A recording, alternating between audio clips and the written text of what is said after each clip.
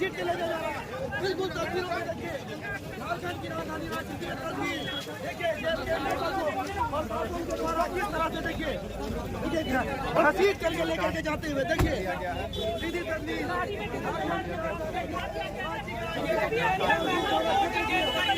ले जाया जा रहा है।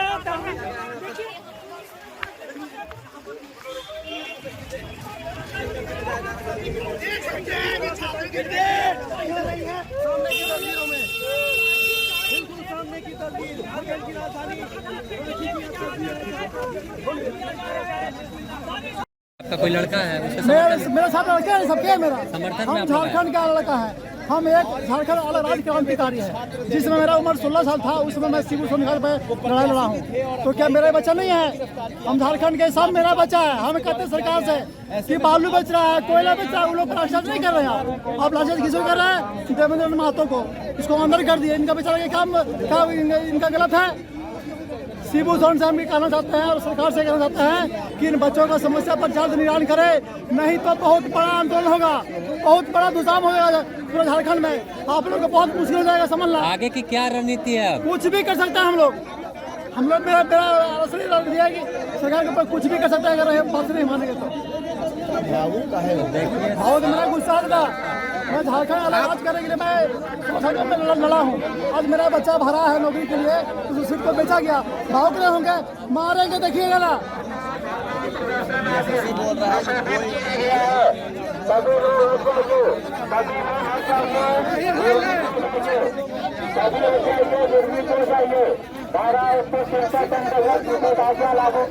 अगला सब देख रहे हैं कि छात्र लोग तो बहुत तितर बितर हो गए, भाग भी चले, कुछ चोटिल भी हो गए। क्या बोलना चाहिए इसके लिए आप?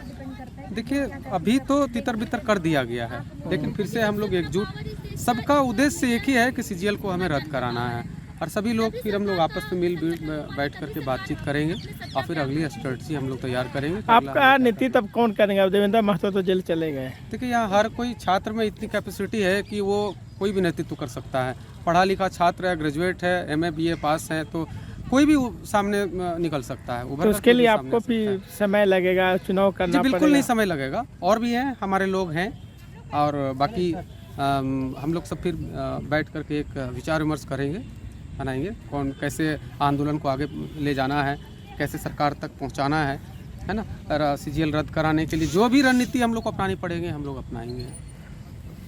सीजीएल का अभी देख रहे हैं कि जो चल रहा है एग्ज़ाम तो हो गया, वेरिफिकेशन भी सब हो रहा है।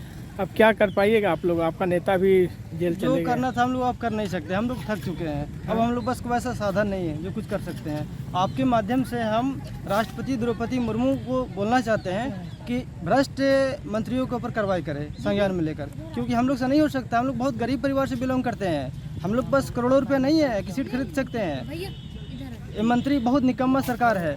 सब मैया योजना के नाम पे सब आदिवासी गरीब महिलाओं को ठगने का काम किया है इन्होंने। बस कार्रवाई करे राष्ट्रपति, एक ही मात्र एक बच गया हम लोग पास ऑप्शन, और हम लोग से ऐसे तो कुछ हो नहीं सकता, क्योंकि मार के गोड़ा तोड़ दिया सबको। आपके सामने देखिए क्या हो गया।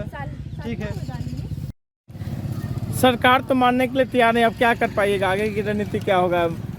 हम लोग अपना आगे की रणनीति क्या होगा वो तो हम लोग बना ही रहे हैं। और सरकार जो हम लोग मतलब वोटिंग के टाइम पे लंबा वादा करने से नहीं होता है, उसको दिखाना भी पड़ता है।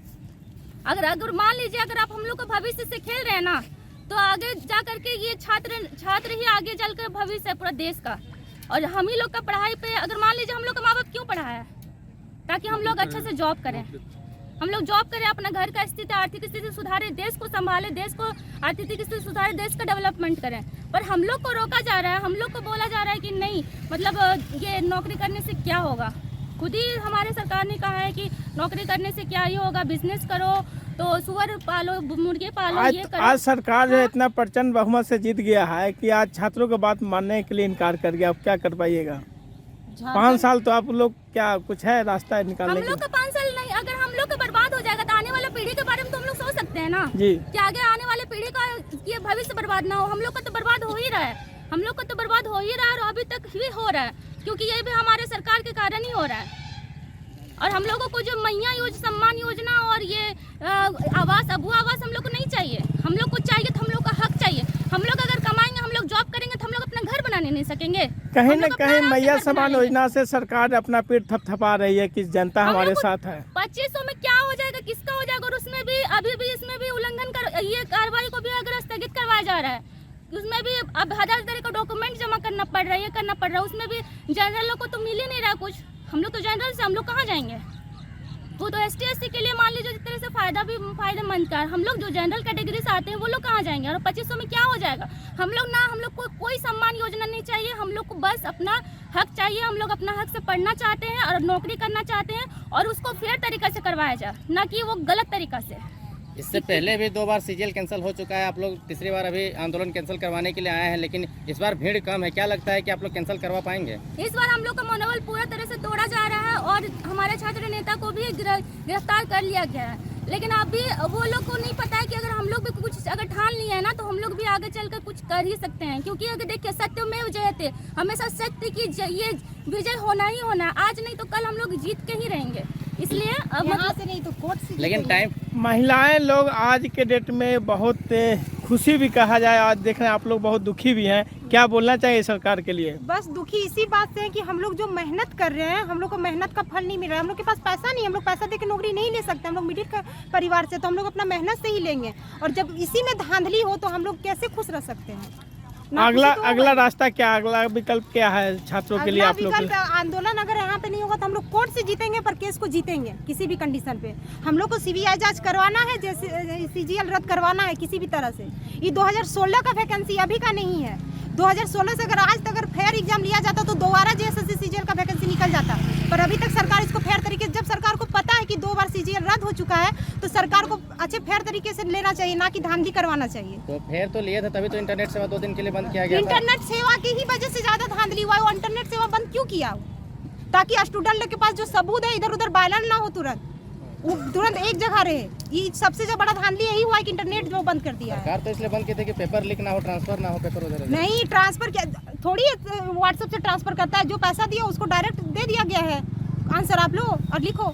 एग्जाम 2 दिन हुआ था, 21-22, लेकिन सुन रहे 21 तारीख वाला एग्जाम में कम लोगों का हाँ, सिलेक्शन हुआ। 85 भी 21 वाला को हुआ है, बाकी सब 22 को हुआ है। ऐसा क्यों? ऐसा क्यों? यही तो पूछना चाहते हैं, ऐसा क्यों?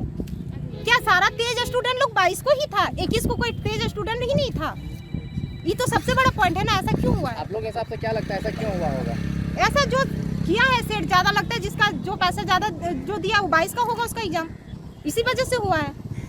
ये तो साफ दिख रहा है। ऐसा क्यों? ऐसा तो नहीं है कि सारा 85 जितना मतलब 21 को सारा मूर्ख स्टूडेंट लोग गया था और सारा 22 को आया था तेज वाला। नया सरकार आया है बिना नीति का, अब वैकेंसी निकलेगा लगातार उसमें भी बिना नीति का अगर वैकेंसी होगा तो बाहर के लोगों का ज्यादा होगा। तो क्या जितनी नीतियाँ निकलेगी, अगर गलत नीति से अगर एग्जाम लिया गया, उतनी बार यहाँ झारखंड के स्टूडेंट लोग अपने हक के लिए खड़ा होंगे और उतनी बार हम लोग आंदोलन करने के लिए तैयार है और जाके केस करके केस को जीतेंगे भी।